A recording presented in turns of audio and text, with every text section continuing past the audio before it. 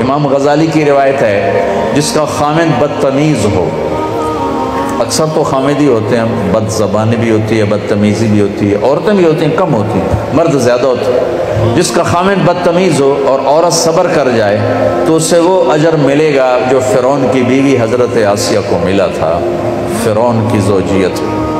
جس کی بیوی بدتمیز ہو اور خامد صبر کر جائے تو اس خامد کو وہ اجر ملے گا جو لوط علیہ السلام اور نوح علیہ السلام کو ملا تھا کافر بیویوں کو برداشت کر کے۔ کیا مثال ہے! طلاق نہیں دی، نبھا کر کے دکھائے، طلاق نہیں، نبھا کر کے دکھائے۔ اگر باپ کو سمجھنا چاہتے ہو قرآن میں باپ کیسا ہونا چاہیے، قرآن نے ایک باپ کا ذکر کیا ہے کہ ایسا باپ پورے قرآن میں بیان نہیں ہوا، وہ ہے یعقوب علیہ السلام۔ جیسے یعقوب نے باپ بن کے دکھایا ہے، پوری امت کے لیے پیغام ہے۔ اگر اولاد نافرمان ہو جائے تو کیا کرو؟ گھر سے نکال دو، جائیداد سے آگ کر دو، لڑائیاں جھگڑے شروع کر دو؟ نہیں، صبر کرو۔ فصبر جمیل واللہ المستعان علی ما تصفون۔